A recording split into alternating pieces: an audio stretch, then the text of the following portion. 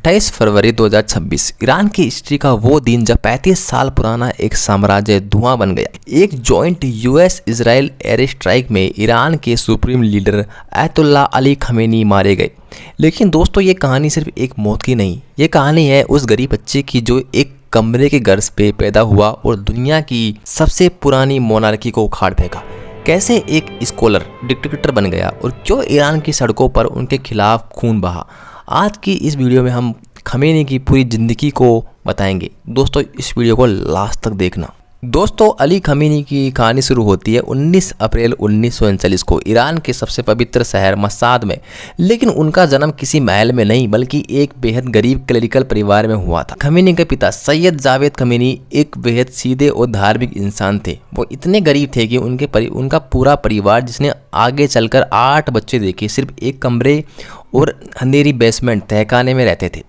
Khamenei ने खुद बताया कि जब मेरे पिता से मिलने कोई मेहमान आता था तो हम सब बच्चे और मेरी माँ को उस अंधेरे बेसमेंट में छुपना पड़ता था ताकि बाहर बैठे मेहमान के लिए जगह बन सके।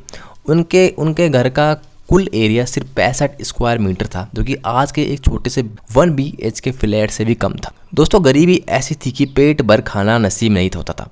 खमेनी याद करते हैं कि रातें ऐसी होती थी कि जब उनकी माँ ने बड़ी मुश्किल से सिर्फ रोटी और किशमिश का इंतज़ाम किया होता था। कभी कभी तो वो भी नसीब नहीं होता था। ये वही वक्त था जब वो महंगी चीज़ें और लग्जरी से नफरत करने लगे थे, जो उनके फ्यूचर पॉलिसीज़ के अंदर भी दिखता है। दोस्तों, अगर हम उनकी पढ़ाई की बात करें तो 4 साल की उम्र में उन्हें मकताब, जो कि धार्मिक स्कूल था, वहाँ भेजा गया। 11 साल की उम्र में उन्होंने क्लरिकल ग्रह मतलब कि मौलवियों वाले कपड़े और पगड़ी पहनना शुरू कर दिया था। सोचिए, एक 11 साल का बच्चा जब ऐसे कपड़ों में स्कूल जाता था तो बाकी बच्चे उसका मजाक उड़ाते थे। उन्हें ओल्ड फैशनेट कहा जाता था कि इस मजाक ने उन्हें और ज़्यादा जिद्दी बना दिया था और वो अपने धर्म की ओर झुक गए थे। दोस्तों, अब हम बात करें कि इस टाइम जब खमेनी गरीबी से लड़ रहे थे तो ईरान की क्या हालत थी। अब यहाँ एक बड़ा पॉइंट आता है कि जब खमेनी इस गरीबी में पल रहे थे तब ईरान के राजा शाह देश को वेस्टर्न बना रहे थे। उन्होंने हिजाब पर बैन लगा दिया था। यूनिवर्सिटी ऑफ तेहरान बन चुकी थी। ईरान में रेलवे और मॉडर्न रोड बन रही थी। लेकिन ये मॉडर्नाइजेशन सिर्फ अमीर लोगों के लिए था। खमेनी जैसे गरीब परिवार और मौलवियों को लगता था कि राजा अब इस्लाम को ख़त्म कर रहे हैं। यही वो गुस्सा था जो आगे चलकर 1979 की क्रांति, इस्लामिक रिवॉल्यूशन का बेस बना था। दोस्तों, अब हम खमेनी के बचपन से निकल के उनके जवानी में जाते हैं। तो दोस्तों, 1960 का वक्त था जब ईरान के राजा मोहम्मद रजा शाह वाइट रेवोल्यूशन कर रहे थे। उनका मकसद था कि ईरान को अमेरिका जैसा बनाना। लेकिन इस चकाचौंध से दूर कौम के मदरसों में एक 24 साल का नौजवान गुस्से में था। ये थे दोस्तों अली खमेनी।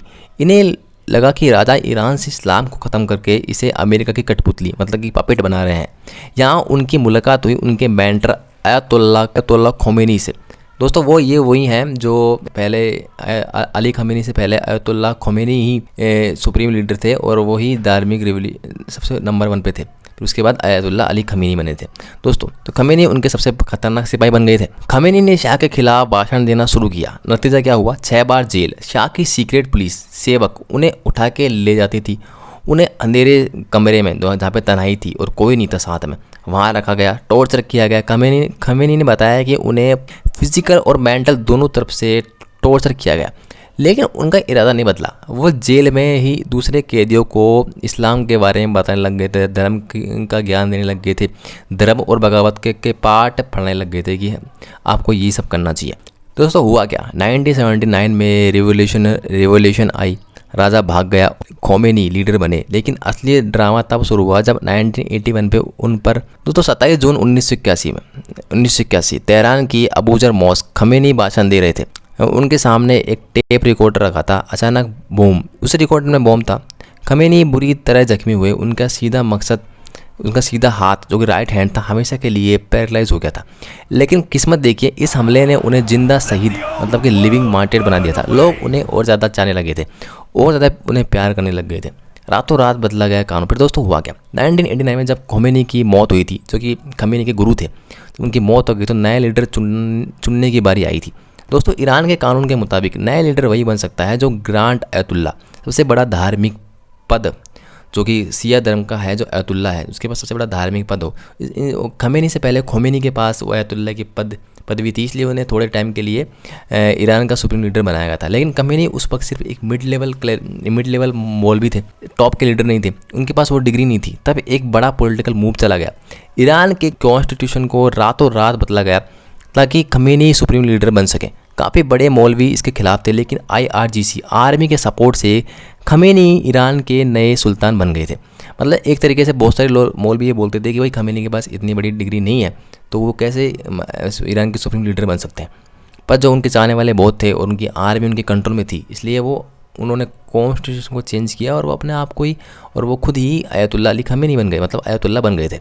ठीक है, सत्ता में आने के बाद खमेनी ने ईरान के को 2 हिस्सों में बांट दिया था दोस्तों। उन्होंने ईरान को ड्रोन्स, मिसाइल और न्यूक्लियर पावर की राह पर डाल दिया। उनका मकसद था कोई अमेरिका, इजराइल उन्हें टच ना कर सके। मतलब कि जब वो सत्ता में आए थे तो लोग भी उनसे खुश थे कि भाई हाँ, कि हमारे जैसा कि इस्लाम वापस लौट आया है और अच्छा चल रहा है। और मतलब कि जब राजा शाह का रूल था तो वो अमेरिका के गिरफ्त में था, मतलब कि उनकी कोई मजबूत सेना नहीं थी, वो सबके सब जो अमेरिका कहता था वो काम करते थे। पर जैसे अयतुल्ला अली खमेनी लीडर बने तो उन्होंने कहा कि अब ईरान की खुद की सेना होगी, ताकतवर सेना होगी, जिससे कि उन्हें किसी दूसरी कंट्री के ऊपर निर्भर ना रहना पड़े, और अमेरिका से तो बिल्कुल नहीं।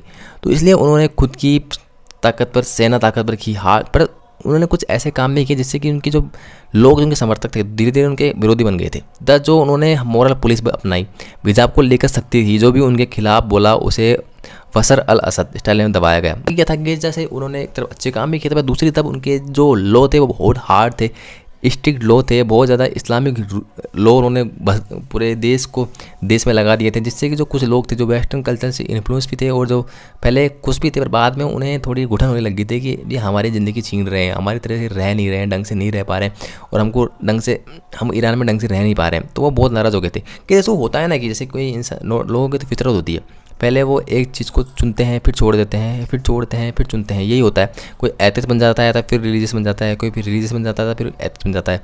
तो लोगों का होता रहता है कि हमें एक धरती में रहना है, वो सिर्फ एक्सपेरिमेंट करते रहते हैं।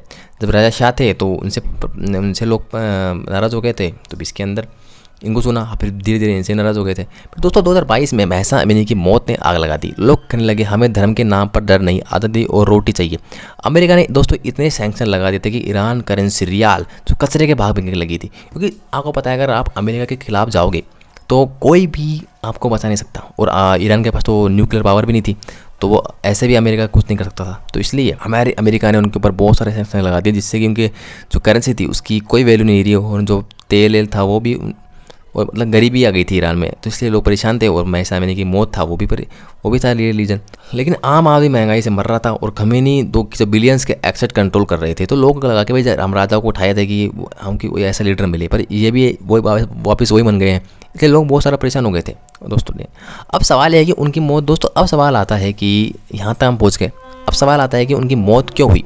तो खमेनी का सपना था इजराइल को दुनिया के नक्शे से मिटाना, क्योंकि उन्होंने हिजबुल्लाह और हमास का जरिए इजराइल पर प्रेशर बनाया। लेकिन 2025-26 में पानी सर से ऊपर निकल गया। रिपोर्ट्स आई कि ईरान ने न्यूक्लियर बॉम्ब तैयार कर लिया है। इजराइल और यूएसए के लिए द रेड लाइन थी कि 28 फरवरी 2026 को तेहरान के उनके सबसे सिक्योर घर बैत रहबरी पर प्रीशियस मिसाइल गिरी, और 86 साल की उम्र में खमेनी का चैप्टर ख़त्म हो गया। उन पर इल्ज़ाम है कि उन्होंने अपने राज्य में हज़ारों लोगों को सिर्फ प्रोटेस्ट करने के लिए मरवा दिया था। दोस्तों ये था अयतुल्ला अली खमेनी का पूरा चैप्टर। सो गाइस अब हम बात करते हैं कि अयतुल्ला अली खमेनी और भारत के रिश्ते कैसे थे। दोस्तों जब से मोदी गवर्नमेंट आई थी तो ईरान और भारत के रिश्ते थोड़े थोड़े ख़राब होने लग गए थे, क्योंकि मोदी गवर्नमेंट जो थी जो प्रो हिंदुज़म को लेकर चलती थी, पर उसके साथ जो इस्लाम, क्योंकि जो अयतुल्ला अली खमेनी था वो इस्लाम को ज़्यादा मानते थे और इस्लाम को सबसे ऊपर रखते थे। इसलिए उन्होंने जो भारत के अंदरूनी मैटर्स थे जैसे कि NRC, Kashmir issue, CA, Delhi riots, इन सब पे भाषण दिया, और भारत सरकार को बिल्कुल पसंद नहीं आया। उन्होंने कश्मीर को गाजा से कंपेयर किया और कश्मीर को गाजा और म्यांमार से कंपेयर कर दिया था, जिससे कि पूरे भारत की जनता और भारत की सरकार को बिल्कुल पसंद नहीं आया, जिससे कि उनके रिश्ते थोड़े थोड़े ख़राब होने लग गए थे। पर साथ ही साथ उन्होंने अपना जो चाबहार पोर्ट था वो भी भारत को दिया था, जिससे दूसरी तरफ वो भारत को एक बड़ा टारगेट मानते थे। उन्होंने चाबहार पोर्ट के लिए भारत को जगह दी, जो हमारे लिए अफगानिस्तान और सेंट्रल एशिया तक पहुंचने का बहुत अच्छा रास्ता था। लेकिन अमेरिका के डर से जब भारत ने अमेरिका से ईरान से तेल खरीदना बंद कर दिया था, तो ईरान और भारत के रिश्तों में कड़वाहट आ गई थी, क्योंकि उस टाइम अमेरिका ने ईरान के ऊपर सैंक्शंस लगा दिए थे। तो अगर हम 2026 की बात करें, तो जब 28 फरवरी 2026 को खमीनी की मौत हुई थी, तो भारत ने कोई शोक संदेश जाहिर नहीं किया, क्योंकि भारत के संबंध है जो हर देश से अच्छे हैं, अमेरिका से भी अच्छे हैं, इजराइल से भी अच्छे हैं। तो भारत अपने डिप्लोमेटिक पॉलिसीज़ को लेकर बहुत क्लियर है। पर इससे लगता था कि भारत ईरान से तो व्यापार करना चाहता है, पर खमीनी से कुछ नहीं था। तो दोस्तों ये थे खमीनी। तो आपको क्या लगता है, खमीनी ने क्या सही किया, क्या गलत किया? दोस्तों अभी जो खमीनी के मौत के बाद उनके बेटे मोजतबा खमीनी के आने से क्या भारत ईरान के रिश्ते सुधरेंगे क्या, या फिर आपको लगता है कि शाह डेंसिटी फिर से वापस आएगी? तो दोस्तों ये वीडियो थी खमीनी के बारे में, और आपको अगर ये वीडियो अच्छी लगी हो तो प्लीज़ इस वीडियो को लाइक कीजिए, शेयर कीजिए, सब्सक्राइब कीजिए। मैं मिलता हूँ फिर आपको एक नए वीडियो के अंदर। Thank you guys.